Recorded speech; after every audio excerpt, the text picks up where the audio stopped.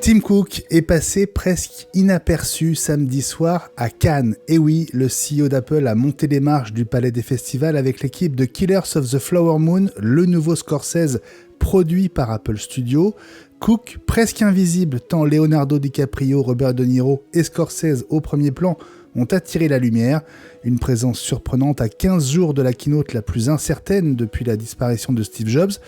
L'occasion pour nous de faire le point sur Apple TV+, son offre, son succès relatif, l'accélérateur Canal+ en France et l'ambition d'Apple TV+, avec notre invité Thibaut Bisson, qui est à la tête du compte Twitter @AppleTV+FRA. On voit clairement que Canal a pris une part énorme en très peu de temps. 50% via l'appli Canal, MyCanal. Et c'est en moins d'un mois. C'est la force de Canal et de ses 9 millions d'abonnés en France. J-13 avant le 5 juin, ce mardi soir, la quotidienne vous donne des nouvelles tous les jours, mais cet épisode 138 sera l'avant-dernier d'ici la keynote et la révélation espérée du casque Apple de réalité étendue. Ce qu'on sent, c'est les 10 ans ou presque de discussion autour de comment faire au mieux pour créer ce casque une fois qu'on a décidé qu'on ne faisait pas des lunettes parce que les technos ne sont pas prêtes. Toutes les dernières rumeurs et les infos à suivre dans notre page Compte à rebours.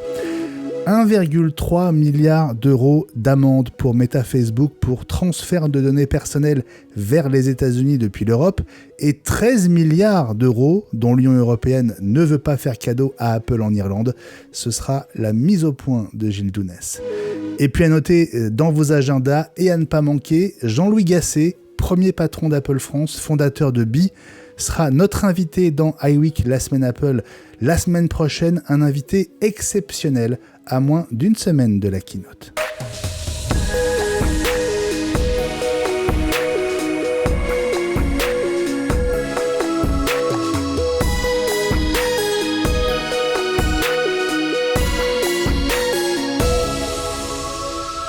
Bonjour à toutes et à tous, iWeek, la semaine Apple, épisode 138. Bienvenue à chacune et à chacun d'entre vous.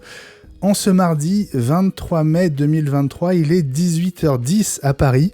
Je suis Benjamin Vincent et je suis très heureux de vous retrouver avec mes copains du jour. Salut Gilles Dounès. Salut Benjamin Vincent. Comment vas-tu ? Ça va, je te remercie. Je suis content de vous retrouver. Eh ben, nous aussi, on est heureux que tu sois là. N'est-ce pas Fabrice Neumann ?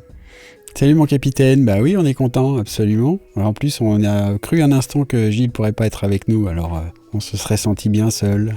Ben oui, Gilles Dounès, l'ancien rédacteur en chef de MacPlus.net, co-auteur d'iPod Backstage, et toi Fabrice Neumann, mentor en technologie. On te retrouve sur les réseaux et sur ton site. Mais oui, pro-fusion-conseil.fr. Et je vous présente notre invité du jour, il s'appelle Thibaut Bisson. Salut Thibaut. Salut, enchanté, merci de m'accueillir. Eh ben, on est très heureux de t'avoir avec nous dans iWeek, la semaine Apple. Je vais faire un rapide CV si tu permets. Alors, tu as 21 ans, tu es étudiant en dernière année d'AES à l'université de Caen-Normandie. Et surtout, c'est ce qui nous intéresse le plus, tu es l'éditeur du compte Twitter @AppleTV+FRA que tu as lancé le 1er juillet. Alors, c'est pas du tout un compte officiel, hein, c'est un compte de passionné, on va dire.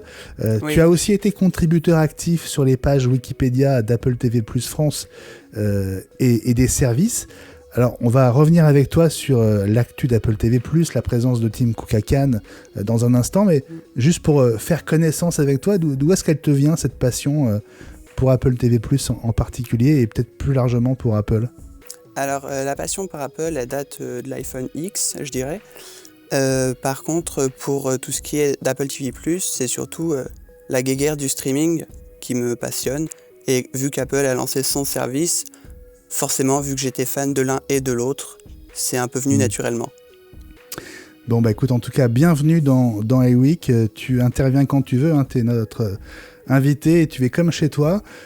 Puisque c'est la semaine du Festival de Cannes, on voulait donc profiter de la présence de Tim Cook et d'Eddie Q samedi en haut des marches pour faire un grand point avec toi sur Apple TV+. Peut-être aussi pour mieux percevoir la réalité de son succès relatif.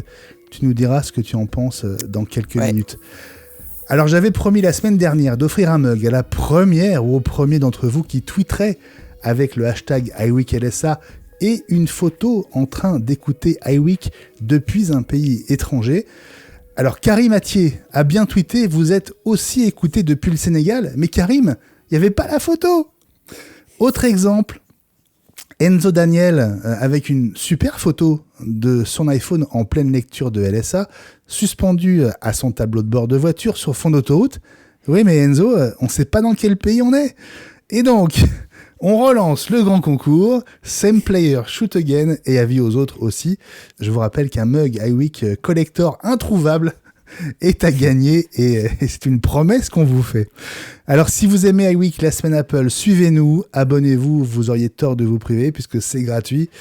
En un clic, vous ne raterez plus aucun épisode sur votre plateforme de podcast préférée et on est présent quasiment partout. La version vidéo de cet épisode sera disponible dès jeudi sans pub sur patreon.com/iWeek et à partir de dimanche sur YouTube.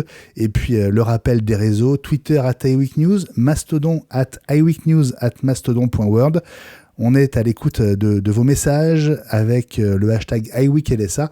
On attend évidemment toutes vos réactions et vos questions sur cet épisode. Dans un instant, les dernières infos et les dernières rumeurs à moins de 15 jours maintenant de la keynote. 23 mai, 5 juin, le calcul est assez rapide. Il reste 13 jours avant cette keynote d'ouverture de la WWDC 2023. Alors, on va passer en revue les nouvelles et les rumeurs qui sont tombées pendant les 7 derniers jours. On va peut-être commencer par dire un mot du programme de cette DubDub qui commence à se préciser. Apple, il y a quelques jours, a envoyé aux heureux élus, autrement dit les développeurs qui ont été tirés au sort, les premiers détails à propos de l'agenda. Et une première surprise, le lundi 5 juin, le jour de la keynote, Apple a programmé en fin d'après-midi, heure locale, à l'Apple Park, une activité de fin de journée spéciale, je cite, « que vous ne voudriez rater pour rien au monde ». Et je sais pas ce que ça vous inspire, je sais pas jusqu'où va votre imagination quand vous avez lu ce genre de choses, Fabrice. Eh bien, c'est bien sûr pour tester les nouvelles chaussettes dans lesquelles on range l'iPod qui vont être présentées en exclusivité mondiale ce jour-là. Sûrement. C'est sûrement. On pense naturellement à des sessions d'essai du casque de réalité mixte qui devrait être montré le 5 juin et que il va bien falloir organiser la foule un peu à la manière de ce qui s'était passé probablement pour l'Apple Watch où quand pour l'Apple Watch série 0 comme on l'appelle maintenant, ceux qui étaient présents sur place pouvaient la mettre au bras pour une démo qui était très très fermée. Je sais pas si vous vous rappelez, mais en fait ils avaient le droit ceux qui étaient là avaient le droit de la mettre au bras, n'avaient pas le droit de la toucher finalement. Oui, c'est vrai. C'était pas les vraies applications et c'était très très très surveillé. Et je pense que ce sera le cas encore ce coup-ci, où il y aura sûrement une démo pour voir, pour se sentir un peu comment on est, comment dirais-je, entièrement pris dans la réalité virtuelle de démonstration, mais en termes d'interaction, ça risque d'être un peu limité pour ceux qui auront la chance de chausser le casque en question. Gilles, qu'est-ce que ça t'a fait naître comme image, l'évocation de ce moment à ne rater pour aucun prétexte, sous aucun prétexte? J'ai pensé à Benjamin Vincent qui avait testé au CES les casques de Meta, enfin de Facebook à l'époque. Ouais. Mais à mon avis, on aura incroyable. Hein. Incroyable, mais justement, on n'aura pas un casque sous chaque siège des gens qui assistent à la keynote. On va plutôt avoir des choses bien carrées, bien briefées, bien sous contrôle, comme sait faire Apple. Je me souviens que l'iPhone, on n'avait même pas eu le droit d'y toucher puisque le truc tenait tout seul par l'opération du Saint-Esprit.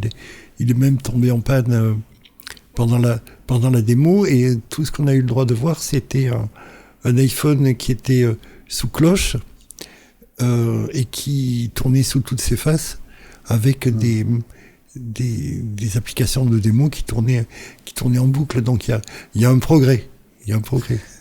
Alors c'est marrant que tu aies évoqué l'idée que on pourrait trouver un casque sous chaque fauteuil. Je sais pas si tu faisais allusion à cette keynote au cours de laquelle la Magic Mouse avait été lancée. effectivement, il y avait sous chaque siège une Magic Mouse, mais personne n'avait pensé à regarder sous son siège sous le siège. en s'asseyant. Et donc, pendant la keynote, ils ont dit penchez-vous et vous en avez une sous votre siège, cadeau pour vous. Je suis pas sûr qu'il y ait un casque, effectivement. On parle Vu d'un le casque à prix. 3000, alors du coup, Ouais, c'est ça. c'est pas gagné. Hein. C'est ça. Bon, Thibaut, c'est quoi, toi, ton attente et dans quel état tu es avant cette keynote? C'est dans moins de 15 jours maintenant. Est-ce que tu es hyper impatient? Est-ce que tu penses qu'on va vivre un gros moment? Comment tu vois ça? Alors moi, personnellement, le casque, pourquoi pas, mais c'est pas ce qui me passionne. Ouais, voilà, intéressant. Moi, ce que j'attends beaucoup plus, ça va être la mise à jour anniversaire de l'Apple Watch. Vu que c'est quand même WatchOS 10, je me dis que potentiellement ça peut être sympa qu'il fasse quelque chose d'un peu spécial. Il y a beaucoup de rumeurs sur une nouvelle type de présentation. Donc moi, c'est plus ce genre de choses qui vont m'intéresser. Tu as quoi comme Apple Watch, Thibaut, puisque tu parles de l'Apple Watch? Pour le moment, la série 4. Ah oui, donc ce serait un bon intéressant pour toi En cas de changement, oui. Si tu en changeais, hein, évidemment.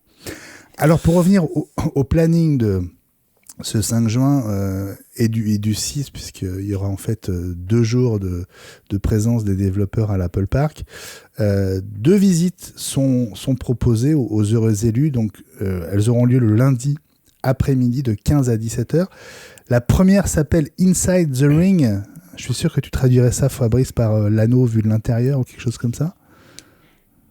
Oui, en tout cas, ça veut dire que certaines personnes seront invitées à rentrer à l'intérieur du spaceship, du vaisseau spatial, pour se mettre à côté ou devant la scène de spectacle. Alors, ce sera une visite notamment de la terrasse du 3e étage et avec accès à une expo qui est baptisée The Gallery, qui n'a jamais été accessible aux visiteurs jusqu'à présent. Et puis la deuxième visite, qui est baptisée The Inner Meadow, se concentrera davantage sur le parc et l'arc-en-ciel multicolore. Et puis je vous parlais du deuxième jour, donc on sera le mardi 6 juin. Et 3 sessions sont prévues matin, après-midi et fin de journée. Donc pour les développeurs, pour revenir en détail sur les annonces de la veille. Alors cette keynote, plutôt ce special event, puisque on se dirige vers un contenu qui va être mis en boîte, tourné et diffusé à tout le monde au même moment. Ce ne sera pas une keynote au sens des keynotes d'avant le Covid. Malheureusement, je le regrette. J'aurais aimé. En tout cas, ce qu'on sait, c'est que les tournages étaient en cours ces derniers jours, notamment à l'Apple Park, avec des pancartes qui interdisaient le périmètre en expliquant qu'un tournage avait lieu. On a vu des photos passer sur Twitter. Et puis, Bloomberg, par la voix de Mark Gurman, a révélé qu'un invité de marque a été aperçu à l'Apple Park ces derniers jours. Il s'agit de Hideo Kojima, le créateur de la franchise Metal Gear, et notamment de Metal Gear Solid en 98. Il vient de lancer son propre studio pour sortir le jeu Death Stranding 2. Alors, on pense pourquoi pas à un portage sur Mac et pourquoi pas aussi un portage pour le casque de réalité mixte. Est-ce que ça peut être l'une des annonces choc du 5 juin pour le casque ? Oui, et puis pour faire plaisir à Phil Schiller, comme on évoquait dans la quotidienne, il aime bien jouer dans son casque de réalité virtuelle. A priori, il a ça chez lui. Et donc, j'imagine que s'il est fan de ça, il a très envie de remplacer le matériel qu'il a chez lui et qui est donc pas Apple par un truc Apple. Bon, a priori, lui, il l'a peut-être déjà d'ailleurs. Mais en tout cas, il y aurait au moins ça. Ce serait intéressant en même temps parce que Apple est quand même pas très connu pour être présent dans le domaine du jeu, en tout cas dans les jeux de grande qualité, les AAA comme on dit. Il y a eu souvent des démos de jeux sur la scène pendant les keynotes parce que pour faire la démonstration des capacités de calcul formidables de l'iPhone ou de l'iPad, mais du coup c'est pas des jeux de console quoi. Et voilà. Et donc là ça pourrait être une réentrée dans le jeu super haut de gamme, notamment parce que, répétons-le, à cause du casque à 3000. Ouais. Gilles, ça te parlait, cette perspective des jeux de Ojima dans le casque, notamment, et sur Mac ? Oui, parce que... Alors, je me souviens plus exactement de quel jeu il s'agissait, mais en 98, je crois.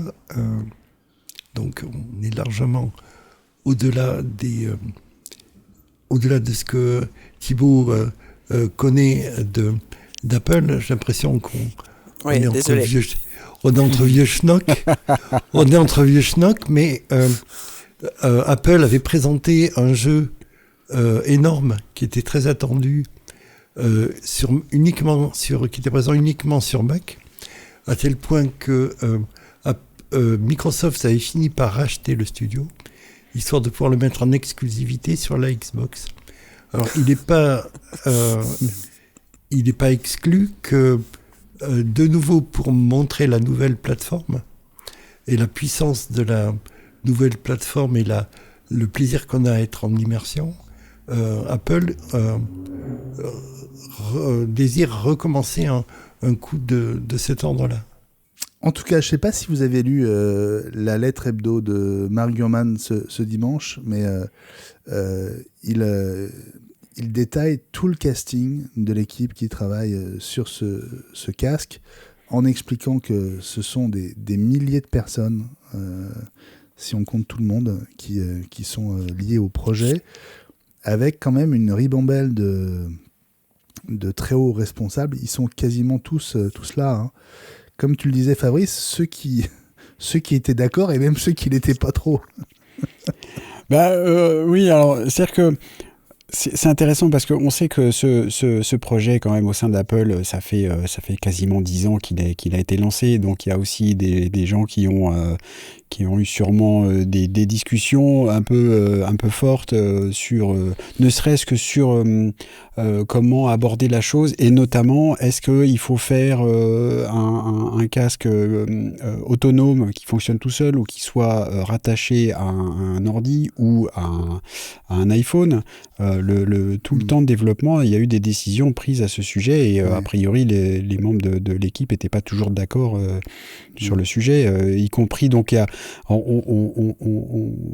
on se moquait gentiment de Phil Schiller qui semble être là depuis qu'Apple existe. C'est pas tout à fait vrai, mais c'est pas loin. Qui est encore là pour s'occuper du lancement du casque, mais Johnny Ive aussi a été impliqué dans le développement du casque, et a priori c'est lui qui a poussé à faire un casque vraiment autonome, alors que semble-t-il il y avait eu aussi des développements en interne d'une puce sans fil spéciale pour que justement une partie de la puissance de calcul soit déportée ailleurs, ne soit pas intégré au casque, que ce soit sur un Mac ou sur un iPhone ou sur autre chose, mais qu'il n'y ait pas de temps de latence, et donc qu'il y ait une puce sans fil spécifique pour relier le casque à une source de puissance de calcul.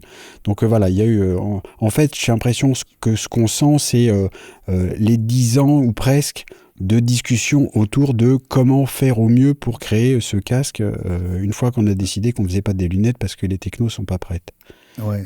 Alors, dans le listing de Mark Gurman, on trouve notamment le nom et on trouve en tête de ce listing le nom de Mike Rockwell, qui vous dira peut-être rien, mais cet homme qui est arrivé chez Apple en 2016 en provenance de Dolby, et qui est passé par Avid en tant que directeur de la technologie, c'est le grand patron de la réalité augmentée chez Apple depuis 7-8 ans. Depuis le lancement d'AirKit, c'est lui qui est au premier plan, c'est lui la référence chez Apple pour l'AR. Mais effectivement, la surprise dans la liste, et moi ça m'a beaucoup étonné, c'est d'apprendre que c'est Phil Schiller qui se retrouve aux commandes du lancement, qui est le grand responsable du lancement, et donc de ce qui va se passer le 5 juin et après. Gilles, est-ce que ça t'a surpris, toi aussi, de le voir revenir au premier plan ? Non, parce qu'il est toujours Apple philo, et puis si c'est vraiment son dada, et vu ce qu'Apple lui doit dans son histoire, tous les lancements réussis, toute la sympathie qu'il a pu attirer avec sa vraie gentillesse, sa bonhomie, son humour, et s'il est passionné par la réalité virtuelle, franchement, il ne pouvait pas faire moins, quoi. Ouais. Mais tu imagines le 5 juin, alors quel dommage que ce soit pas une keynote en direct sur scène, mais imagine le 5 juin, Phil Schiller qui revient dans une keynote Apple pour présenter ce produit tellement emblématique. Tu penses pas qu'il va être au premier plan, Fabrice ? Non, je crois. Enfin, c'est pas comme ça que je l'ai compris. C'est-à-dire que comme tu penses que c'est l'homme orchestre de l'ombre ? Oui, il est devenu Apple Fellow. Donc, moi j'ai un Apple doute. Fellow, c'est un titre en interne comme. Je pense qu'il apparaîtra. On prend les paris, qui parie qu'il apparaît. Voilà, on prend les paris. On a déjà, chacun a fait des paris sur la durée de la keynote, de la vidéo de présentation. Je rappelle, j'ai parié sur 112 minutes. Et je pense qu'on le verra pas. Il est là, il est maintenant, il a quitté son rôle de premier plan pour être en éminence grise, ouais. C'est comme ça que je le comprends. Gilles ?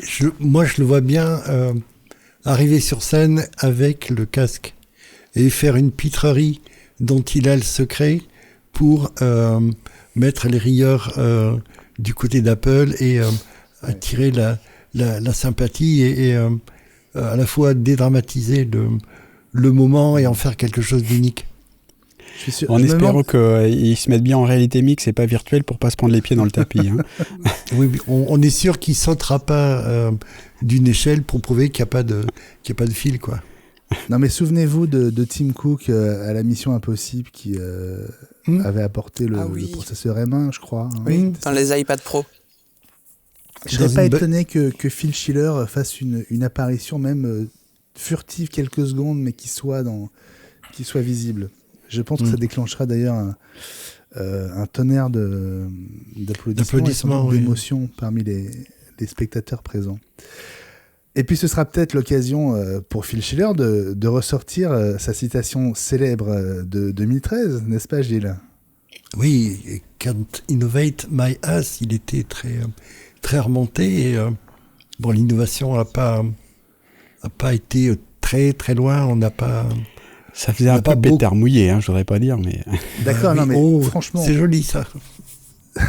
si ce casque est ce qu'on nous promet, là, cette phrase sera méritée, n'est-ce pas, Fabrice ? Soit.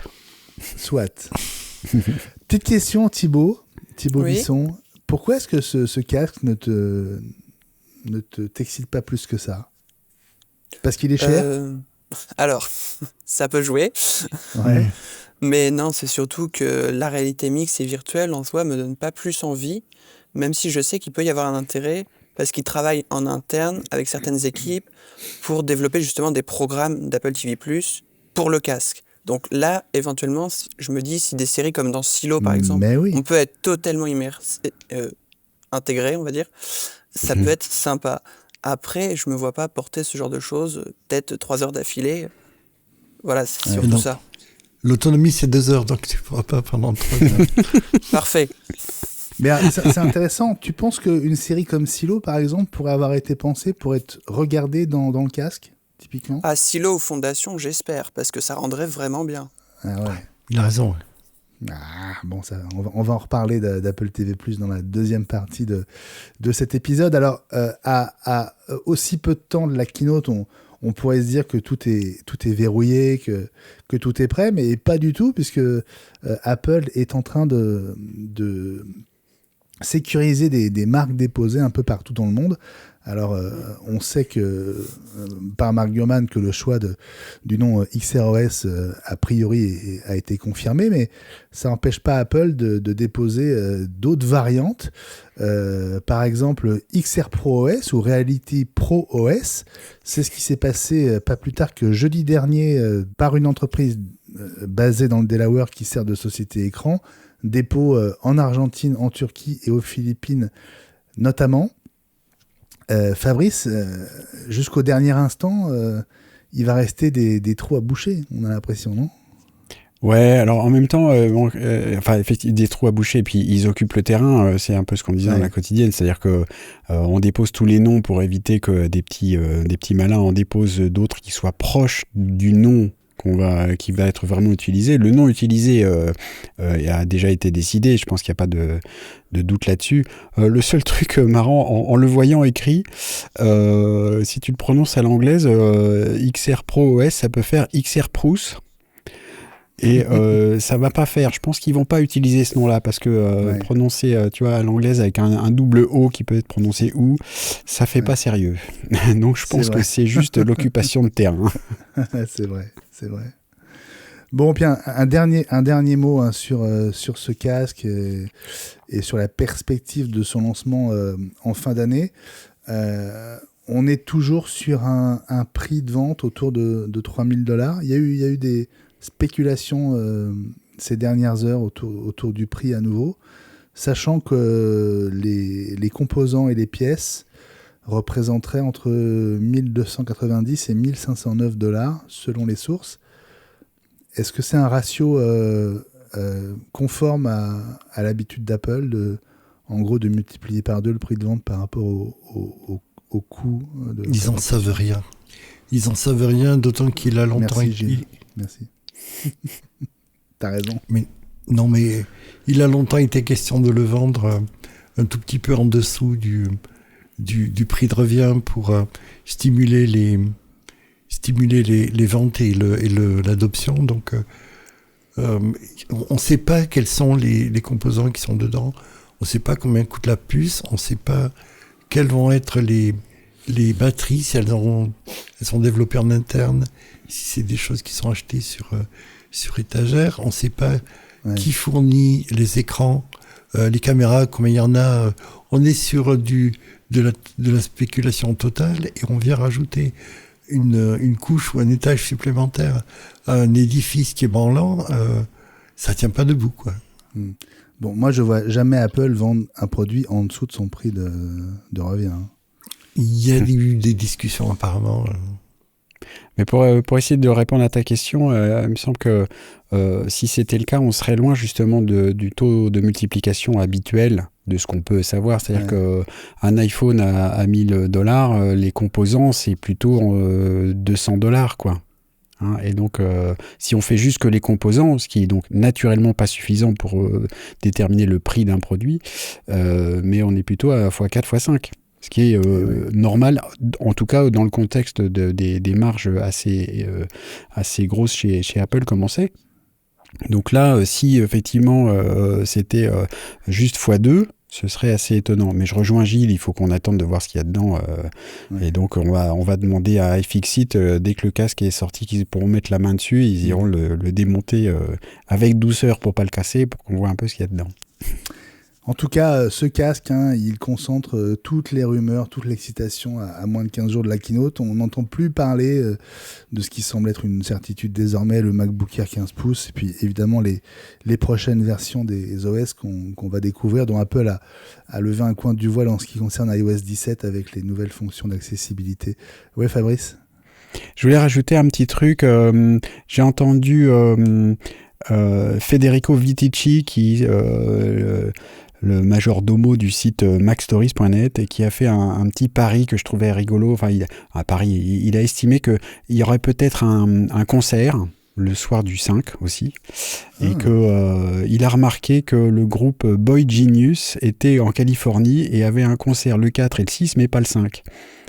Et donc, il s'est dit, tiens, ce sera peut-être eux qui vont être, s'il y a un concert, ce sera peut-être eux. Je trouvais ça marrant parce que le détail, ce que je trouve génial, c'est dans cette communauté, comme dans d'autres, hein, quand on est vraiment investi là-dedans, c'est qu'on regarde tous les détails tout autour.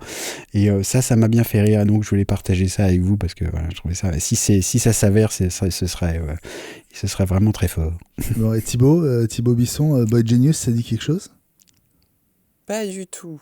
Mais ce qui m'amuse beaucoup, c'est que même les groupes potentiellement en concert pour Apple fuitent. Il n'y a rien qui passe à la trappe. C'est ça. Bon, en tout cas, il y a une info que personne n'a eue, en tout cas avant de le voir débarquer à la télé. C'est Tim Cook, présent en France à Cannes ce week-end. C'est l'occasion pour nous de t'inviter, Thibaut, et de faire le point sur Apple TV+, aujourd'hui en France et dans le monde. On en parle dans un instant. À tout de suite. Alors vous, je sais pas, mais moi, samedi soir, voilà, j'étais devant la télé en direct pour assister à l'arrivée sur les marches de Cannes de Leonardo DiCaprio, de Robert De Niro et de Martin Scorsese pour le film qu'il présentait hors compétition. Donc j'attendais, ça a pris un petit peu de temps. Et puis à un moment, j'ai vu passer un smoking et la tête de quelqu'un que j'ai semblé reconnaître. Et c'était Tim Cook. Tim Cook qui était en France, était à Cannes samedi soir. Il n'était pas tout seul, puisqu'on a vu dans son sillage Eddie Q, le vice-président chargé des services. Et puis un troisième larron dont j'ai découvert le nom sur ton fil Twitter, Thibaut. J'ai découvert son nom tout à l'heure aussi. Zach Van Hamburg. Oui. Qui est Zach Van Hamburg ? Alors, j'ai découvert qu'il existait tout à l'heure parce qu'il n'est pas en fait dans l'organigramme sur le site d'Apple. Et en fait, il s'occupe de tout ce qui est vidéo à l'international pour Apple. Donc, à mon avis, c'est lui qu'on retrouve derrière Apple TV+, mais aussi sûrement les sports et avec un petit peu de chance, les Apple Music Live. Ouais. Bon, il y a eu pas mal de mouvements ces dernières semaines dans les équipes, notamment d'Apple TV+. Ouais. On va peut-être en reparler avec toi. En tout cas, la présence de Tim Cook était quand même une surprise parce qu'à 15 jours d'un événement aussi important pour lui, pour Apple, à 9000 km de là, c'était quand même assez étonnant de le voir à Cannes. Enfin, moi, j'ai été surpris. Toi aussi ? Alors, j'ai été surpris, mais en même temps, ça marque clairement un certain point de vue, un changement stratégique pour Apple TV+, qu'on a vu apparaître en fait en 2019, quand le service s'est lancé. Les médias ont lancé comme information, Apple a prévu d'investir environ 6 milliards sur plusieurs années pour ses contenus. Mais ne serait-ce qu'en mars, on a découvert l'information comme quoi Apple prévoyait d'investir 1 milliard par an pour des films en salle. Et ça change la donne. Ça prouve clairement qu'Apple a eu un déclic qui est arrivé avec le film USS Greyhound avec Tom Hanks, qui a explosé pour l'époque les scores d'audience de la plateforme. Et en fait, à partir de ce moment-là, Apple a clairement réfléchi à repenser sa stratégie vidéo, notamment pour les films. Et au fur et à mesure des années, ils ont compris qu'il fallait aussi aller chercher le 7e art là où il aime être. C'est-à-dire les récompenses, les grands festivals, etc. Et en fait, ils ont embrasé la chose, en premier lieu avec l'investissement de certains films. Donc on voit par exemple là, Killer of the Flower Moon, pardon. Prochainement, me tromper aussi. Oui, prochainement on va avoir Napoléon aussi, qui va être très attendu. On a aussi. C'est qui Napoléon ? Alors j'ai plus exactement le nom en tête, mais je sais que le casting et la réalisation sont aussi 5 étoiles. C'est Joaquin Phoenix, non, qui joue Napoléon ? Oui, c'est ça. C'est Joaquin Phoenix qui joue et le réalisateur, j'ai plus le nom en tête. Et ça sort en novembre en salle. En France aussi, d'ailleurs. Ouais. Donc il y a vraiment un changement de paradigme. Et prochainement, on va aussi avoir Argylle, qui est très attendu, qui est par le réalisateur de Kingsman, qui va aussi potentiellement sortir en salle. On n'a pas encore l'information, mais on espère, parce que vu le casting, voilà, c'est plus ou moins attendu. Et forcément... Ce que je comprends d'après ce que tu dis, Thibaut, c'est que pour Tim Cook, être à Cannes, en tout cas à partir de cette année, c'est plus optionnel, c'est stratégique. Ça devient stratégique, clairement, parce que Tim Cook était aussi présent pour la remise des Oscars pour Coda, qui a eu meilleur film, ce qui est une première pour un service de streaming, devant Netflix qui se bat depuis des années. Et encore cette année, ils ont obtenu un Oscar moins important, mais qui est quand même meilleur court-métrage animé. À un moment, oui, Tim Cook doit représenter en tout cas son service, ou si c'est pas lui, envoyer Eddie Q, directeur des services. Ça devient important pour leur stratégie. Ouais, c'est hyper intéressant. On va rappeler que le Festival de Cannes, ce n'est pas que le festival. En même temps, il y a aussi le marché international du film. C'est le moment où les contrats de distribution dans le monde entier sont signés. Donc c'est un moment en termes de business qui est phénoménal. Ouais. Par exemple, Coda, c'était le festival de Sundance et c'est de là qu'il vient. Et l'année suivante, ils ont repris aussi le gagnant de Sundance. Et est-ce que tu as l'impression qu'Apple est plus là pour acheter ou pour vendre, ou tirer du revenu de ses productions ? Je dirais qu'à Sundance, par exemple, ils achètent beaucoup. Coda, c'était le record, c'était je sais plus combien de millions, pourtant. 30, il me semble, de mémoire. Oui, quelque chose comme ça. Ça montait vraiment, c'était le record pour Sundance. Et par contre, là, à Cannes, c'est plus représentation et promotion. Par exemple, 2 jours avant la diffusion de l'avant-première, ils ont envoyé le teaser. Ça y est, la communication commence seulement. Et en plus, on sait qu'Apple, pour son service de vidéo, ne fait que très très peu de promotion. Ouais. Franchement, si j'ai vu de passer 3 pubs à la télé ou sur YouTube, c'est un miracle. Ouais. Fabrice et Gilles, comment vous avez réagi en découvrant que Tim Cook était à Cannes samedi soir? La première chose que je me suis dit, c'est qu'il avait l'air plus content d'être là que quand on lui a demandé de faire le drapeau à je sais plus trop quelle course de F1 au Texas. Au Texas. Ouais, il y a une photo de lui où il a vraiment l'air de s'emmerder.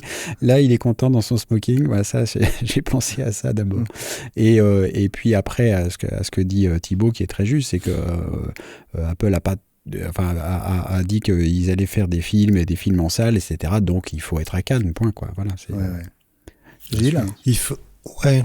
Non, Thibaut a tout à fait raison. D'autant que les gros concurrents, c'est Netflix, qui ne veut pas entendre parler de la salle. Donc il faut absolument qu'ils se mettent l'industrie dans la poche. Et donc ils mettent l'accent sur la salle. On est de votre côté, on est du côté des créateurs. Il reste l'aura de Steve Jobs, qui était lui-même patron de studio et qui a été Pixar. Oui, qui a été adoubé en tant que véritable chef d'entreprise, d'abord avec Pixar, avant de reprendre Apple. Et puis Tim Cook est présent depuis longtemps à Sundance. Ça fait vraiment une bonne dizaine d'années qu'ils sont là. Donc, est-ce que c'est par goût pour faire des rencontres, discuter un petit peu à bâton rompu, une sorte de Davos de la création, ou est-ce qu'ils commençaient à tracer leur sillon? J'en sais rien. Et un dernier point, c'est que Eddie Q est un habitué de Cannes, non pas pour le festival, mais pour le Midem, puisque dès janvier 2003, avant le lancement de l'iTunes Music Store, il était venu pour discuter avec les majors du disque, cette fois-ci pour préparer les contrats qui étaient en train d'être signés, et pour dire qu'Apple était partie prenante de cette industrie et qu'ils étaient à leur côté.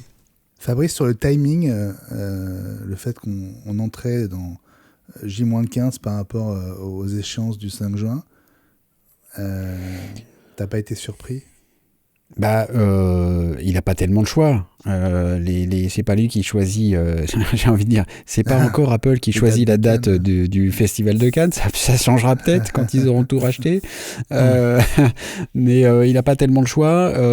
Et puis, à côté de ça, le fait que la keynote soit préenregistrée, ça donne plus de souplesse, parce que justement, quand c'est sur scène, il faut faire beaucoup de média training et s'entraîner pour mettre ça au point, etc. Là, chacun enregistre un peu son bout dans son coin, et Apple, et notamment Tim Cook, n'a pas de problème pour prendre un avion. Donc voilà, je suis pas tellement étonné. Franchement, ils n'ont pas de choix, quoi.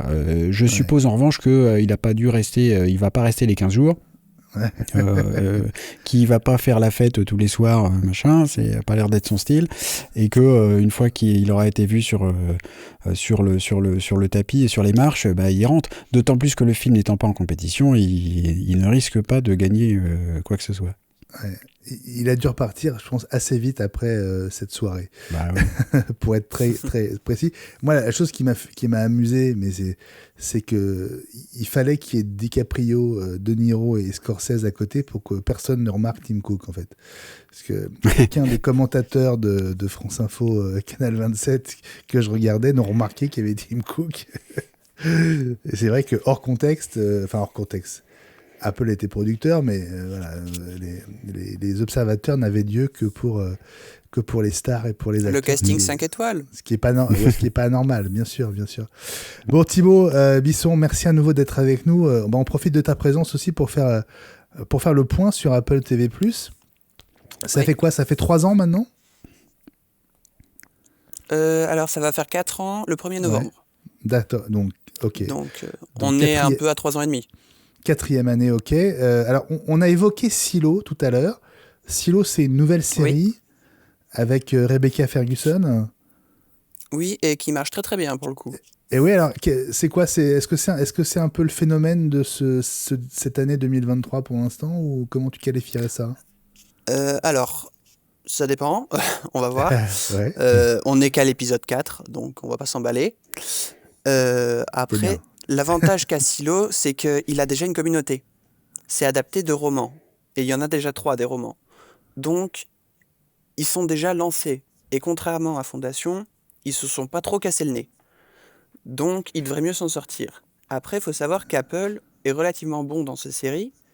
Et en plus, ils ont déjà réussi à faire le phénomène de l'an passé.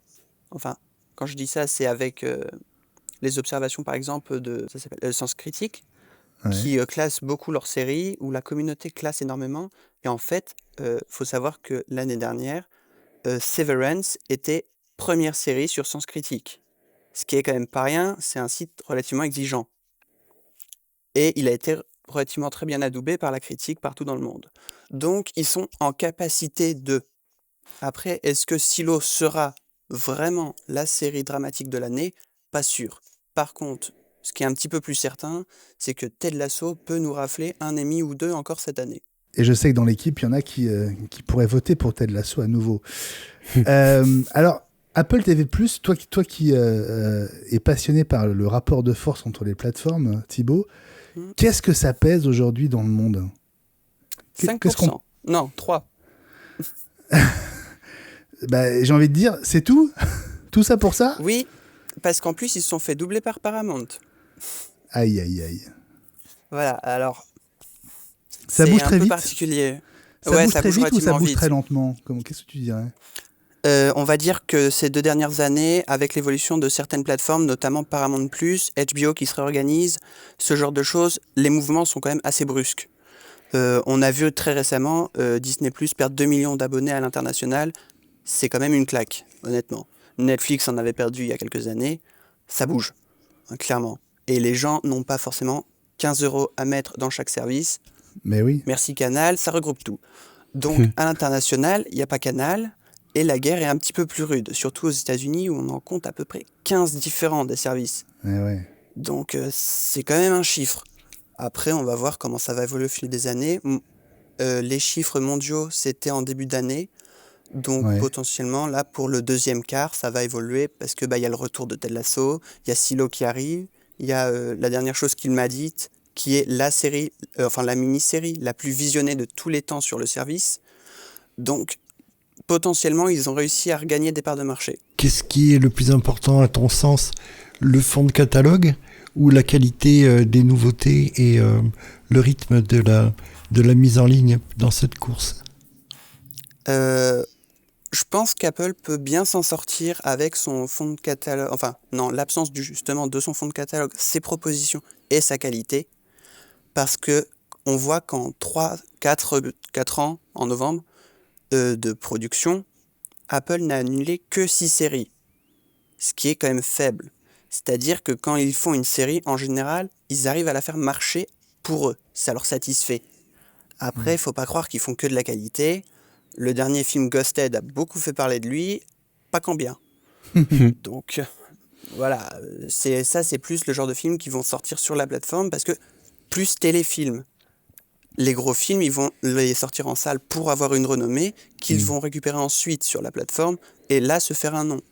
En fait, pour moi, Apple TV+, son vrai concurrent, c'est plutôt HBO, qui prône la qualité, avec Game of Thrones, Succession, ce genre de choses, que Netflix, qui produit à l'appel, et qui annule à l'appel.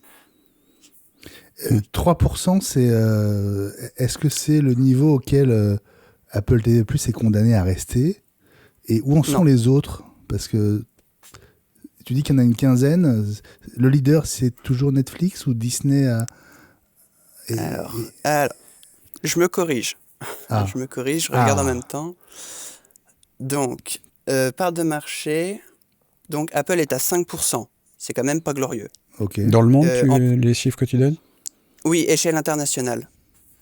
5%, sachant qu'ils étaient à 6. Donc, bon, c'est qu'il y a une perte. Après, on voit que le colosse reste Netflix avec 23%, ce qui est quand même presque un quart, c'est pas Mhm. rien. Son dauphin, on va dire, c'est Prime Video avec 20%. Là, c'est la force d'Amazon, clairement. Mhm. C'est Amazon, jamais le service ne va couler, c'est Amazon. Voilà. C'est- Ils ont déjà sabré dans des projets, hein. On peut pas dire... on peut jurer de rien. Ils sabrent, mais je pense pas qu'ils fassent couler leur service parce que c'est un peu un... Comment dire? C'est un petit plus quand tu Exact. t'abonnes à Prime. Ben oui. C'est ta Prime Musique, ta Prime Vidéo, bon bah t'es content, t'as un peu de tout. Voilà. Et surtout qu'ils ont quand même 3000 programmes différents, pas que de leur production évidemment, mais ça reste un bon paquet de fonds de catalogue. Après c'est Disney+, évidemment, hein, même s'ils perdent en vitesse, mais c'est quand même 18%, sachant que dans cette part, on compte pas Hulu, qui n'est disponible qu'aux US et qui a une bonne réputation et une bonne part de marché aussi. Donc C'est vachement après, bien, bah, Hulu, je conseille. après c'est HBO qui va se rebaptiser Max depuis aujourd'hui, je crois. Donc ça à voir comment ça va évoluer, mais eux ils sont tout de suite à 9%. Ensuite Paramount du coup qui fait son petit bonhomme de chemin, mais qui a des licences fortes, comme Disney qui arrive à s'imposer, et Apple qui essaie de se frayer son sillon, et tous les autres sont dans la catégorie autre et se partagent 21%. Donc au final, pour moi, Apple peut monter à l'échelle d'un HBO, mais n'atteindra potentiellement pas un Netflix ou un Prime, notamment à cause de deux choses, pas d'application Android et pas de fond de catalogue. Hmm. Donc, si toi, tu étais directeur stratégique d'Apple TV+, tu ferais quoi pour multiplier par 4 ou par 5 le nombre d'abonnés?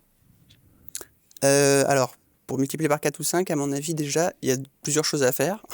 C'est créer une application dédiée à Apple TV+, parce que, ne serait-ce que moi, des fois, je confonds Apple TV+, l'application Apple TV, le boîtier Apple TV, les Apple TV Channels, c'est le n'importe bordel. quoi. C'est le bordel. Surtout que les channels, bon, je suis désolé, en France, il y en a 4, très drôle. Quand Prime Video en a 20. Donc, bon, c'est pas d'une pertinence redoutable. Après, il faut peut-être aussi réussir à nouer des accords ou racheter des petits studios, comme par exemple Lionsgate, qui a la franchise Hunger Games. Ça peut être un bon deal.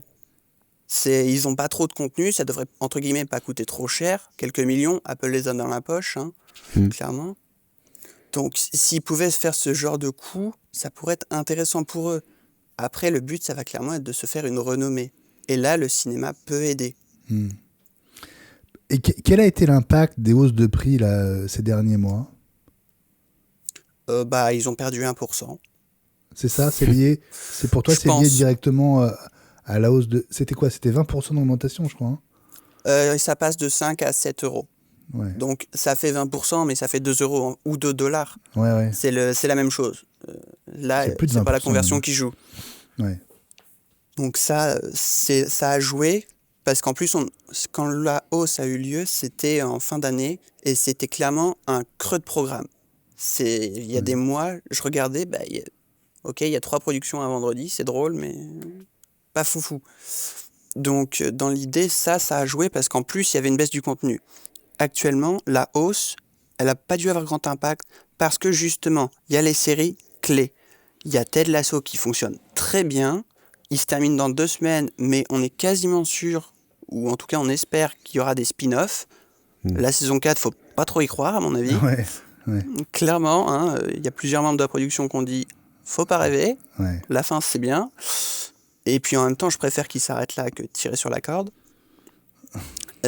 Par contre, ouais, vraiment, les séries fortes font revenir des gens. Quand il y aura Severance qui va revenir, ça va faire revenir des gens. Pareil pour The Morning Show, avec ses 2 têtes d'affiche colossales.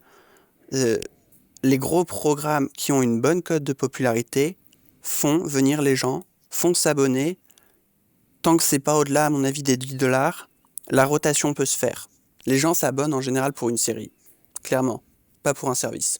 Et l'impact, alors, d'un point de vue plus français, l'impact de l'accord avec Canal+, Alors, comment tu le concrétiserais, ouais.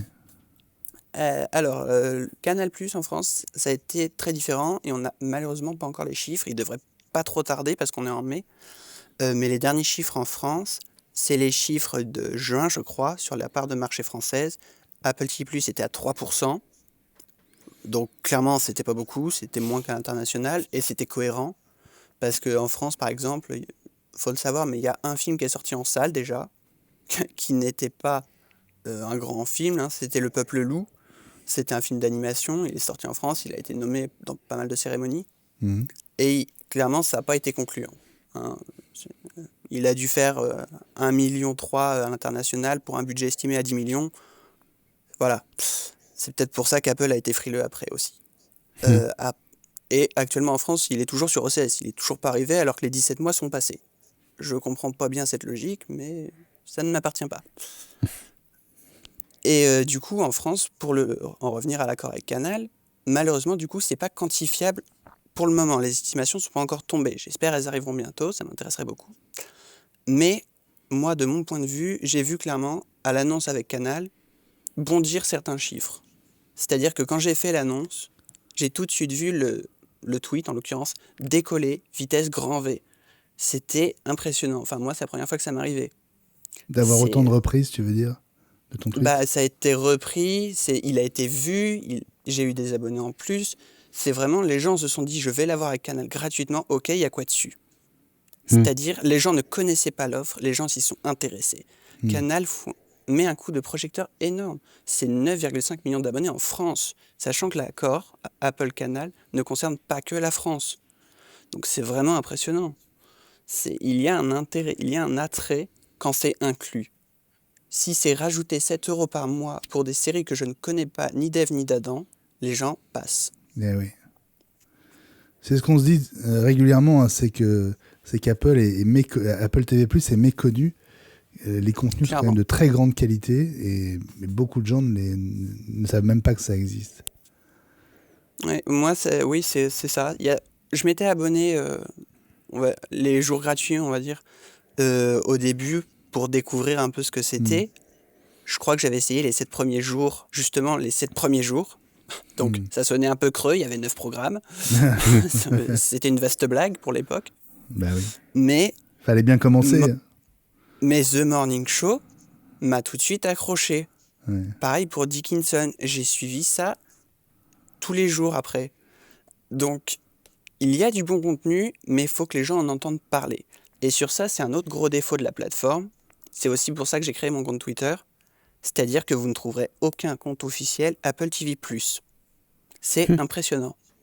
C'est-à-dire que même le compte officiel Apple TV+, donc Apple TV+, sur Twitter, il a été dénommé. Il n'y a pas longtemps, j'ai fait un post dessus, je crois que c'était en début de semaine, justement pour Cannes. Et ce qui m'a beaucoup surpris, c'est qu'ils ont passé la main pour les bandes annonces et ce genre de choses, ce genre d'actualité, au compte Apple TV. Et le compte Apple TV+, a été rebaptisé, justement, Apple Original Film.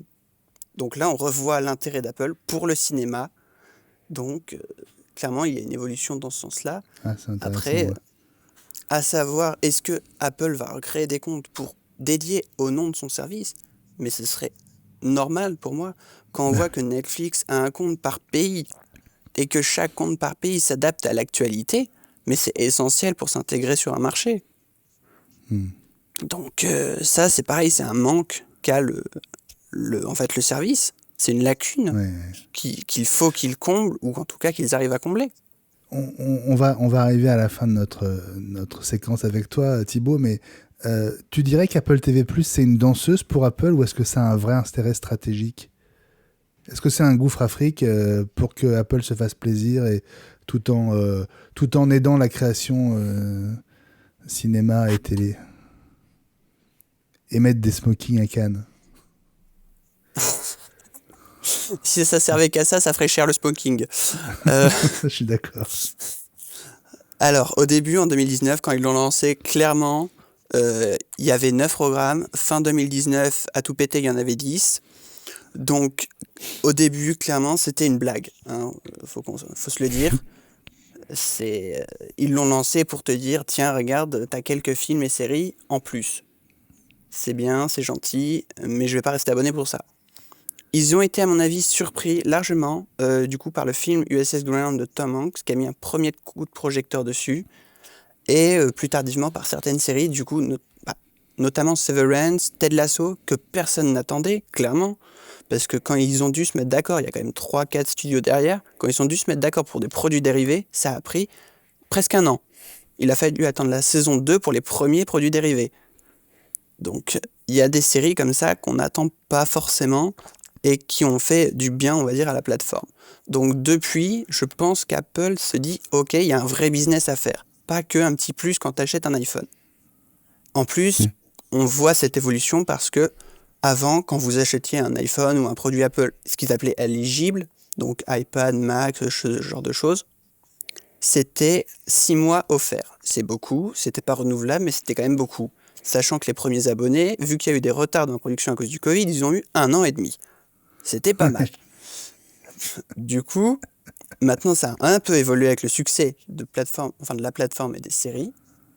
Ce qui fait que c'est plus que 3 mois, le prix a augmenté, et à mon avis, il y a beaucoup de rumeurs en ce sens, mais on va peut-être voir pulluler la fameuse offre avec pub qui arrive gentiment sur Netflix, gentiment sur Disney+, en tout cas aux États-Unis, et qui va pas tarder en Europe. Je pense que c'est pas une mauvaise idée parce que ça permettrait de redescendre le prix, à mon avis, en tout cas j'espère qu'ils le feront dans ce sens-là, à 5 €, ce qui ferait un petit peu plus appel d'offres, surtout qu'ils ont quand même encore moins de 200 programmes, même s'ils sont qualitatifs. Donc, oui, ça redonnerait de l'élan et ça ferait d'Apple peut-être, enfin, ça commencerait à faire un service rentable. Après, là où ils ont un nouvel intérêt, en tout cas en Europe, c'est avec Canal. Il est intégré, par exemple, il a été intégré à la fin de l'offre, ce qu'ils ont appelé Canal+, RA+, qui a beaucoup fait parler d'elle, où il y avait tous les services du marché et qui était, je crois, à 19 € par mois, à vie jusqu'à ce qu'on ait 26 ans. Cette offre-là, pour tous les services du marché, elle a été très intéressante et elle a donné un gros coup de boost, à mon avis, à Apple. Parce que clairement, quand tu as un service en plus, tu veux quand même essayer d'en profiter et tu le payes au final, même si c'est pas direct. Et là où ils vont avoir, à mon avis, un nouveau sens commercial peut-être en France, c'est qu'ils vont dire, OK, il y a la chronologie des médias, vous allez peut-être voir votre film en salle, vous voulez peut-être pas le voir, on s'en fiche au final. Mais, regardez, si vous êtes abonné à Canal, vous aurez vos films dans 6 mois, première fenêtre. Donc vous avez toutes nos séries et nos films dès 6 mois. Et une fois qu'il sort de Canal, il va chez Apple, sans trop réfléchir. Et s'il va pas chez Apple, au début, ou je sais pas comment ça se passe exactement, mais soit il passe de Canal à OCS ou à Ciné+, si on est abonné à Canal et qu'on l'a, bah il bouge pas, on l'a toujours. Donc au final, le deal est bon. L'accord va vraiment faire synergie.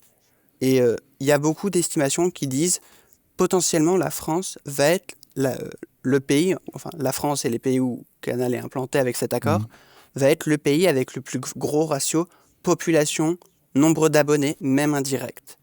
Beaucoup de gens ont dit à l'accord, Apple va perdre des abonnés, mais Apple s'en fiche. Apple veut qu'on voit ses programmes, Apple veut se faire un trou dans ce domaine finalement. C'était pas le cas au début, ça l'est devenu. Et en plus, MyCanal n'est pas que sur iPhone. Eh oui. On sait combien Apple touche par abonné Canal qui profite de ses contenus. Alors, j'ai lu tout le communiqué de presse, c'était un peu lassant, mais c'était intéressant. Il n'y a aucune info, c'est incroyable. On ne sait quasiment rien. Par contre, ce que je peux vous dire, à mon avis, c'est que j'ai dû faire un sondage il n'y a pas très très longtemps. Je ne sais pas s'il est fini ou pas. Après, ça reste à mon échelle, c'est relativement minime. Mais, alors, est-ce que je l'ai sous les yeux? Normalement, oui. Hop, je vous le retrouve, ça devrait pas être long. En tout cas, j'espère. En fait, j'ai fait un sondage pour savoir par quel biais les gens regardaient le service. Donc normalement, ça donne une bonne idée de la part d'utilisateurs. La question est encore de savoir si ça va évoluer au fil des mois. Je pense que ça va favoriser Canal, vu qu'il est intégré aux offres, clairement. Alors, la proportion doit être autour de... Je crois c'est plus de 45% chez Canal. Donc c'est vraiment beaucoup. Hein. Alors en fait, j'ai ton sondage sous les yeux, 50%. 50% voilà, chez Canal, contre environ 44% sur l'application TV des produits Apple. Et les autres se répartissent entre l'application TV hors produit Apple, donc comme quoi l'adoption hors produit Apple est vraiment ridicule, et une autre connexion. À mon avis, c'est le site, mais je ne peux pas l'assurer. Ouais. Mais on voit clairement que Canal a pris une part énorme en très peu de temps. 50% via l'appli Canal. MyCanal. Et c'est en moins d'un mois. Ouais. C'est vraiment énorme. C'est incroyable. C'est la force de Canal et de ses 9 millions d'abonnés en France. Bon, j'ai une dernière question pour te faire sourire. Donc du coup, en fait, Apple veut combler le déficit en vendant des sweatshirts Ted Lasso, c'est ça ? Alors ça, franchement, j'étais content de voir la nouvelle. Parce que les vêtements existent déjà, vendus par Nike, mais pas en France. Ouais. Donc, et en plus, ça, je me suis dit, mais il faut faire des choses là-dessus. Faut savoir que c'est pas la première série qui a des produits dérivés. Ah bah oui. La première, c'est Mythic Quest. Surprenant, mais ça marche bien. Il y a même un mini-jeu en ligne. Donc, moi, je dis, il faut faire plus de choses comme ça. Pour moi, par exemple, sur Mythic Quest, il faut faire un jeu Apple Arcade. Clairement. Ouais, Autant se servir de ce service qui est mal aimé pour en faire un petit bonus, on va dire un complémentaire, comme ce que fait Netflix, enfin, avec ses jeux. Tu es ici un fan d'Apple Arcade. Oui, moi, pas du tout. Si, Fabrice. Moi. Ah. Moi, je suis pas abonné. Régulièrement, je donne des coups de cœur de jeux sur Apple Arcade. J'en trouve toujours des petits qui me plaisent pendant quelques temps, etc. Donc, il y a des bonnes pépites. Hein. Bah ouais, il y a des trucs. Mais oui. Mais c'est intéressant ce que dit Thibaut, c'est très vrai, la synergie. C'est un truc dans lequel Disney est passé maître. Hein. Disney, on les connaît pour les films et les dessins animés, mais tu passes ton temps chez Disney. C'est un peu comme dans les musées, quand tu vas à un endroit où il y a Disney, tu passes toujours pour sortir par un magasin. Les produits dérivés, ils sont en pagaille. Enfin voilà, c'est un truc. Je pense qu'ils vont regarder ça de près, sachant en plus, on sait que Apple et Disney ont certains liens quand même. Oui. Ce serait étonnant qu'ils continuent pas là-dessus, effectivement.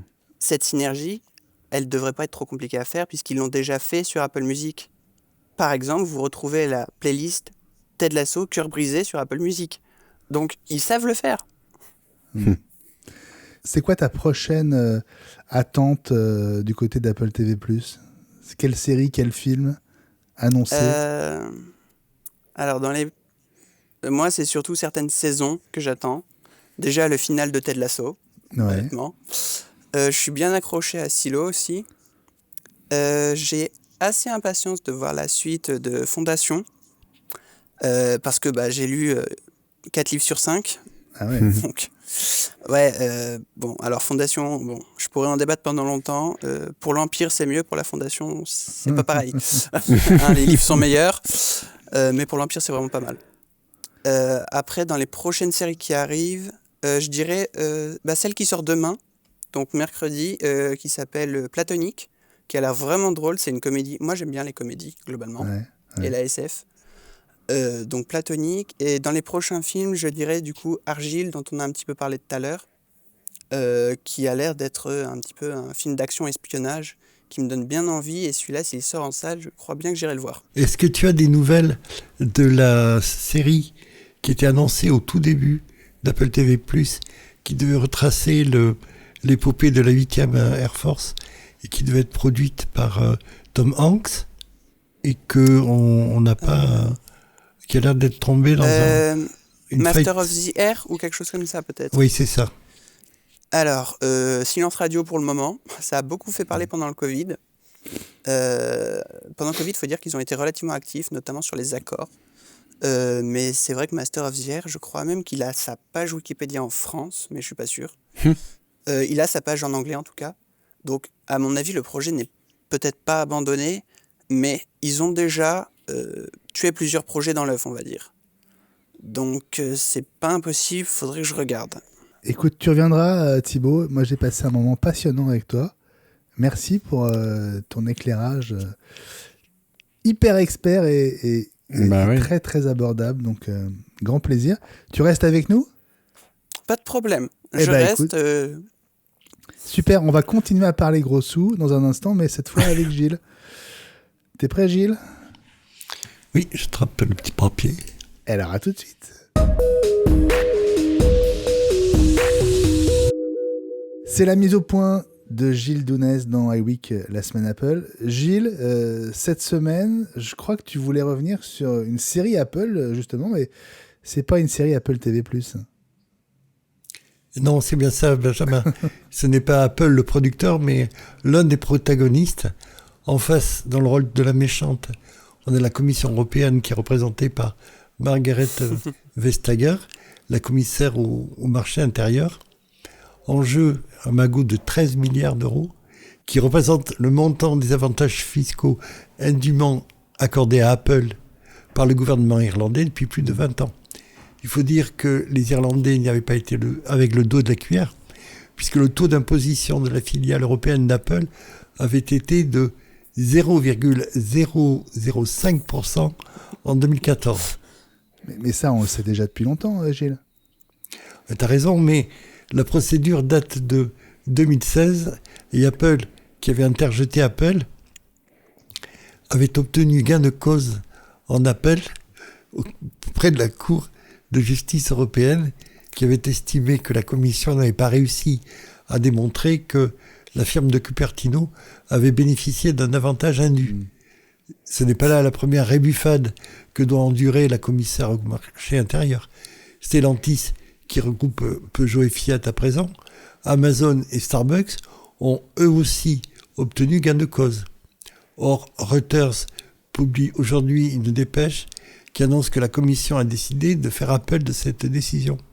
Bon, Gilles, on pourra dire que la Commission européenne elle aura pris le temps de la réflexion, mais qu'est-ce qui se joue là-dedans ? Ça va plutôt dans le sens de la défense des intérêts européens, non ? À mon sens, c'est plutôt de l'affichage, parce que la Commission ne peut pas revenir sur l'unanimité nécessaire pour modifier les traités en matière de fiscalité. Or, les États sont souverains pour fixer leurs recettes fiscales. Tout juste, Margaret Vestager a-t-elle réussi à forcer l'Irlande, les Pays-Bas et le Luxembourg à abandonner leurs politiques de rabais fiscaux les plus voyants, les plus criants. Mais le problème va bien au-delà d'Apple. C'est-à-dire ? L'argument d'Apple, c'est de dire qu'ils ont déjà des impôts à payer à hauteur de 20 milliards d'euros aux États-Unis sur des bénéfices que convoite la Commission. Tout le monde veut le trésor des confédérés. Et le récent accord de l'OCDE sur la taxation minimale des profits va dans ce sens, puisqu'il stipule que les multinationales doivent payer au minimum 15% de taxes sur le bénéfice dans un pays, quel qu'il soit. Il n'est pas possible de demander quoi que ce soit ailleurs. Oui. Or, Apple paie 16% de taxes depuis quelques trimestres, un petit peu au-dessus des 15% mis en place par l'administration américaine précédente. Le problème est ailleurs. C'est le système d'optimisation fiscale qui a été mis en place par Fred Anderson au moment du retour de Steve Jobs pour sauver la société et optimiser chaque penny dépensé. C'est valable pour la fiscalité, mais également dans les canaux de distribution, le marketing, la fabrication, la chaîne d'approvisionnement, etc. Ça perdure encore aujourd'hui et c'est ce qui a permis à Cupertino d'éviter de licencier des charrettes d'ingénieurs comme ses concurrents quand l'activité s'est mise à baisser. Mais d'un strict point de vue fiscal, ce qui était souhaitable pour une société qui avait échappé de peu à la banqueroute est devenu franchement indécent pour une multinationale florissante comme Apple. Ces fournisseurs européens, qui sont bien souvent des PME, n'ont pas cette chance. Merci Gilles pour cette mise au point. On y voit un peu plus clair sur effectivement ce vieux dossier que la Commission européenne réouvre avec l'espoir de ne pas laisser ces 13 milliards partir alors qu'elle pourrait finir dans sa poche. On marque une petite pause et on fait le point sur les mises à jour de la semaine à donc 15 jours de l'annonce des prochains OS. À tout de suite. Les mises à jour de la semaine, alors on va faire un point le plus clair possible parce que je trouve pas que la situation soit très très claire en ce moment, pour ne rien vous cacher sur le sujet des mises à jour. Ce qui est clair, c'est que les dernières mises à jour intermédiaires sont arrivées il y a quelques jours, donc iOS 16.5, iPadOS 16.5, tvOS 16.5, macOS 13.4, watchOS 9.5 notamment. Du côté d'iOS et de macOS, c'est circulé, il n'y a rien à voir, Fabrice ? À peu près, on en est quand même en fin de session pour iOS 16 et macOS 13. Donc il y a des petites corrections de bugounets. Même si il n'y a pas d'ajout de fonctions formidables. On a déjà glosé sur l'apparition d'un onglet sport dans l'application Apple News pour ceux qui l'utilisent, mais qui n'est pas vraiment utilisé en France. Hein, c'est plutôt pour le marché américain. Ouais. Il y a un petit bug dans la recherche Spotlight, un petit truc quand on utilise CarPlay avec podcast, mais c'est pas grave, on n'utilise pas podcast. Voilà. N'est-ce pas Monsieur Overcast. Exactement. Des petites choses comme ça. Dans macOS, il y avait un petit bug au niveau de certains claviers Bluetooth. Voilà, rien quoi. Après, il y a aussi des mises à jour, des corrections de sécurité. Ça, on rappelle qu'il y a eu une mise à jour de sécurité qu'on repère au fait que le numéro de version est suivi d'un petit A entre parenthèses. Oui. Ça, c'était les mises à jour de sécurité rapides. Ça c'est intéressant. Alors ça fait partie, rappelons-le, d'une nouvelle fonction d'iOS 16 et de macOS 13 qui fait que Apple a réussi à faire un peu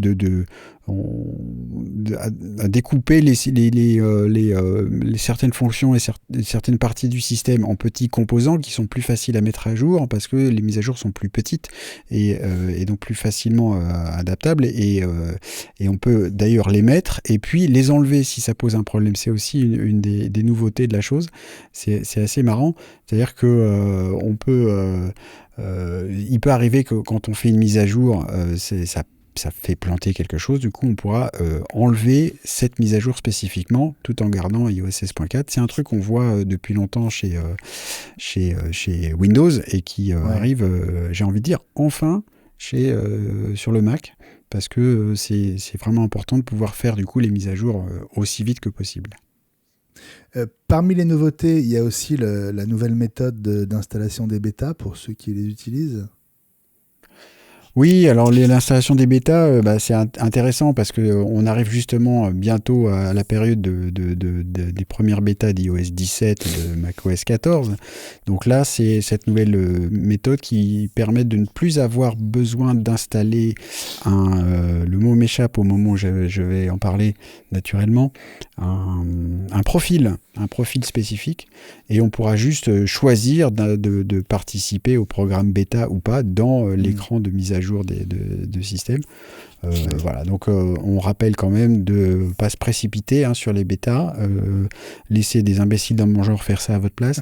Quand des fois j'arrive pas à me retenir et que j'installe une bêta sur mon iPhone parce que j'ai envie de tester un truc, toujours beaucoup de prudence avec les bêtas, ce qu'on sait. Voilà. Alors des bêtas, il y en a déjà d'autres, c'est-à-dire que macOS 13.5 et iOS 16.6 ont déjà leur première bêta, maintenant que iOS 16.5 et macOS 13.4 sont sortis.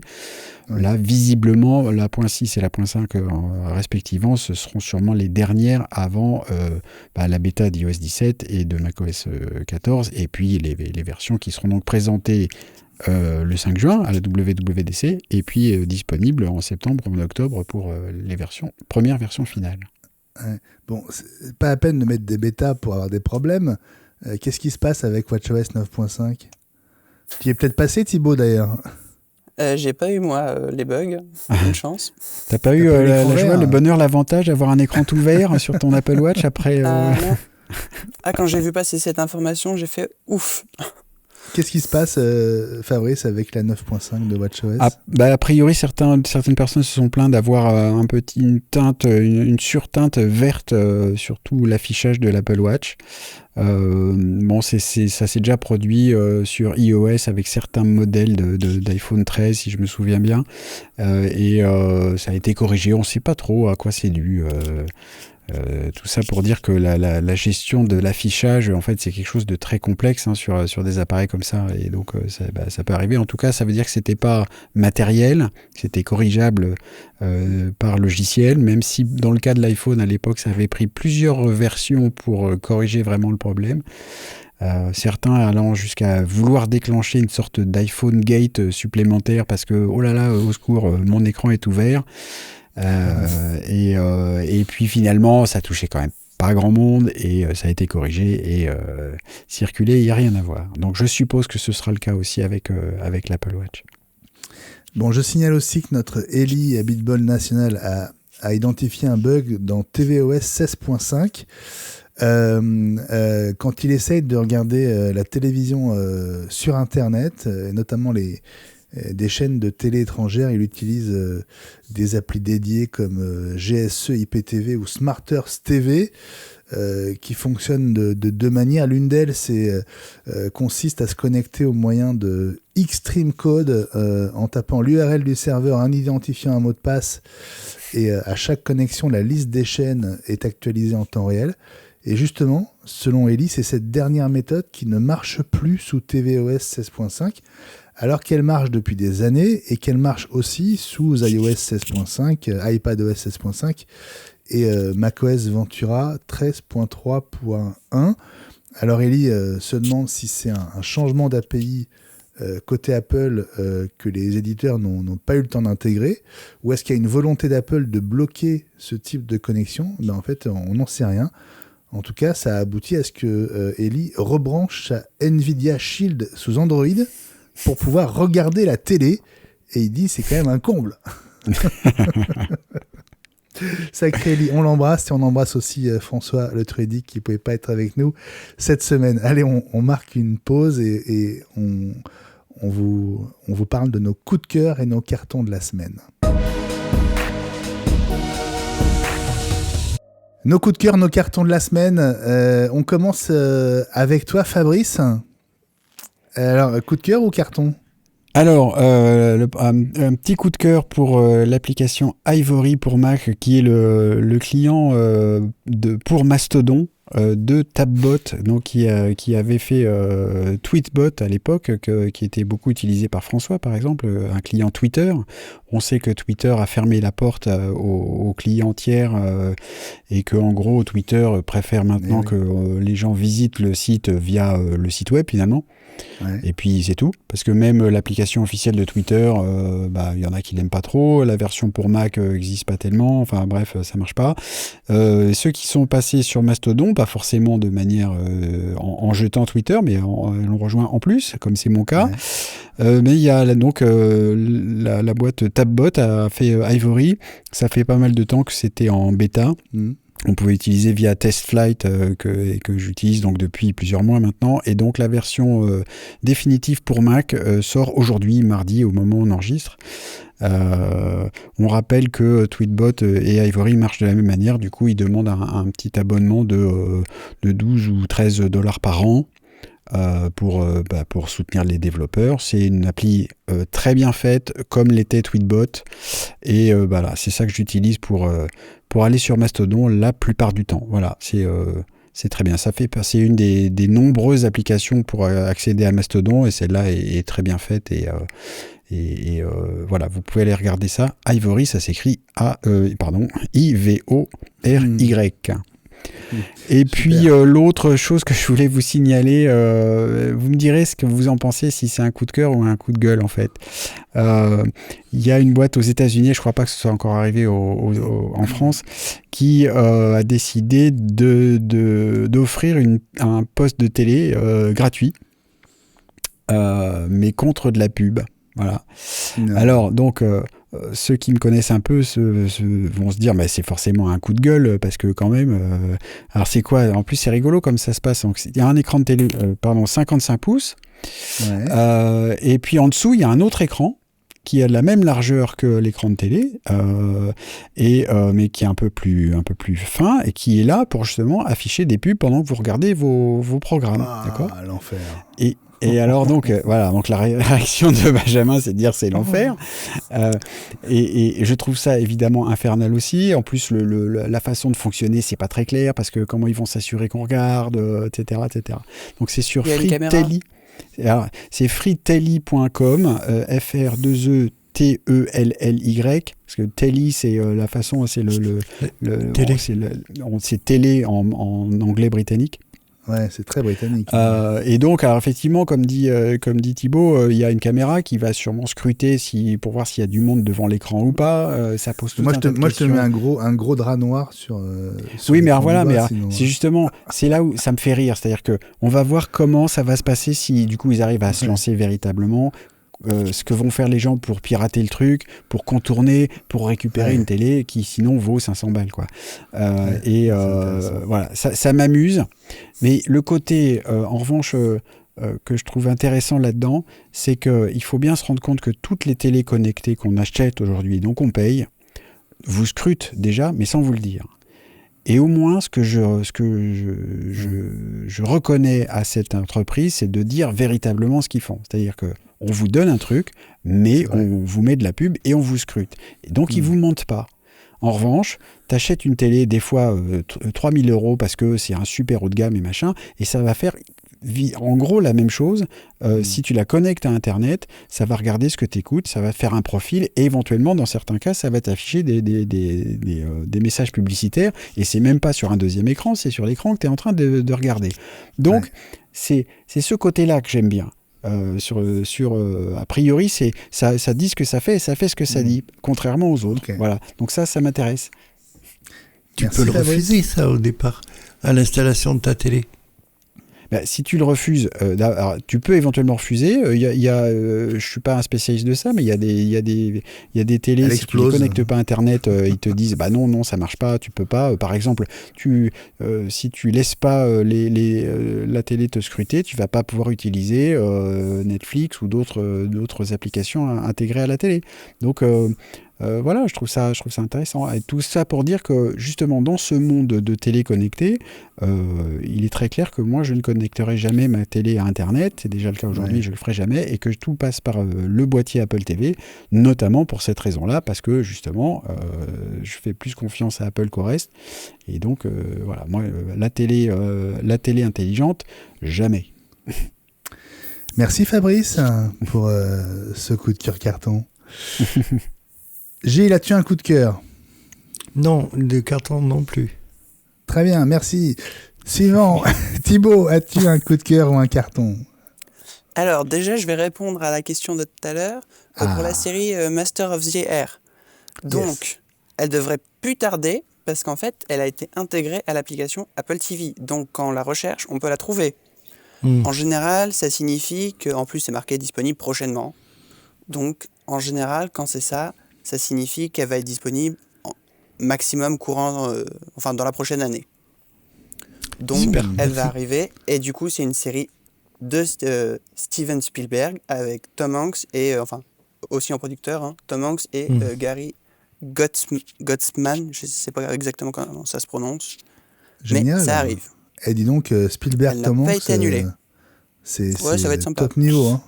Il voulait faire l'équivalent pour l'armée de l'air américaine, l'USAF, l'équivalent des parachutistes comme Band of Brothers. Ça me dit rien. Et c'était produit par... Ouais. C'était produit par Tom Hanks et Spielberg aussi. D'accord. C'est peut-être un peu lié, je sais pas. Alors Thibaut, ton coup de cœur, c'est quoi ? Pour rester dans mon domaine de prédilection, mais changer un petit peu, on va partir sur Les Gouttes de Dieu, qui est une série du coup franco-japonaise, donc un petit peu de France, sur Apple. C'est que la deuxième série, et qui du coup c'est une adaptation d'un manga qui s'appelle pareil Les Gouttes de Dieu ou Drop of God en anglais, je vais y arriver, et qui suit en fait l'histoire on va dire, deux personnes qui sont mis en concurrence pour l'héritage d'un grand amateur de vin qui a la plus grande cave de vin au monde. Ah ouais. Et donc, c'est coproduit par exemple par France TV en France et Hulu Japan. Donc, c'est vraiment franco-japonais. Et ça marche plutôt bien et ça marche très bien, en tout cas en attente auprès du public japonais, parce qu'il faut savoir que chez eux, au Japon, la série n'est toujours pas sortie parce qu'elle sortira sur Hulu et pas sur Apple TV. Mais elle est dispo en France ? Elle est disponible en France via Canal et via Apple TV+. Et tu l'as vu ? Enfin, je suis à jour pour le moment, vivement vendredi. C'est toujours en cours de diffusion pour le moment, j'aime vraiment beaucoup. Ok, donc Les Gouttes de Dieu, tu vois, voilà. Je vais t'avouer un truc, j'en ai pas du tout entendu parler. Et le pitch me tente beaucoup. Donc, merci pour ce coup de cœur, Thibaut. De rien. Et moi, mon coup de cœur, alors je vais sortir de l'univers Apple. Mon coup de cœur, c'est Bruce Springsteen. Alors, pas tellement parce que je l'ai vu en concert, parce que je l'ai pas vu en concert. Mais ce que je trouve assez génial, et j'ai toujours rêvé de ça pour d'autres artistes que je suis depuis très longtemps, comme Sting, c'est que les concerts de la tournée de Springsteen, tournée qui a lieu en ce moment, puisqu'il était, je crois, hier soir à Rome, après être passé à Paris les 13 et 15 mai, chaque date de la tournée est disponible quelques jours plus tard, sous forme de fichiers qu'on peut acheter, très officiellement, sur le site live.brucespringsteen.net. Par exemple, les concerts parisiens, donc des 13 et 15 mai, donc ils sont dispo, et donc c'est l'intégralité du concert, qui est vraiment en sortie de table de mixage, donc c'est le son officiel, nickel, mixé par l'équipe de Springsteen, etc. Et on a le choix du format de fichier. Alors, je vous donne les prix. Donc, la version MP3, $14,99. Si vous voulez du FLAC, c'est $18,99. Si vous voulez un CD, c'est $26,99. Si vous voulez de la haute résolution, alors il y a du FLAC ou du ALAC. Le ALAC, c'est le format Apple Lossless Audio Codec. Donc il y a deux niveaux de qualité, il y a le ALAC ou le FLAC et il y a le ALAC HD ou le FLAC HD qui sont l'un et l'autre à $24,99. Donc vraiment là vous avez le ALAC HD, vous avez l'équivalent d'une écoute en lossless haute résolution sur Apple Music. Donc c'est quand même assez génial. Et si vous voulez, vous avez même un fichier en DSD. Le DSD, j'ai dû chercher. C'est la norme qui a été utilisée pour le Super Audio CD. Et cette version-là est à $39,99.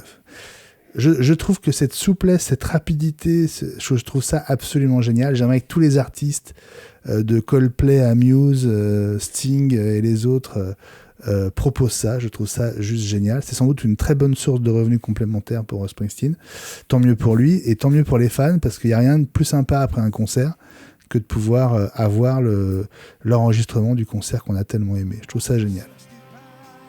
C'est du bootleg officiel en fait. C'est du bootleg officiel, exactement. Mais j'adore l'idée.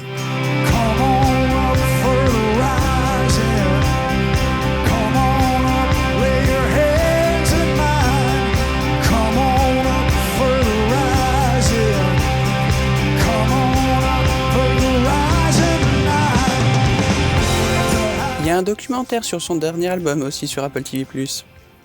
Ah bah voilà, tu vois. Merci. Il est trop ce fort. garçon.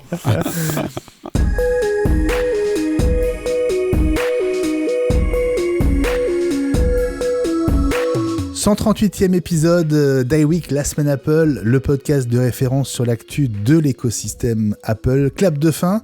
Merci de votre écoute, merci d'être là toutes les semaines, merci pour vos messages, vos tweets. N'oubliez pas le hashtag iWeekLSA.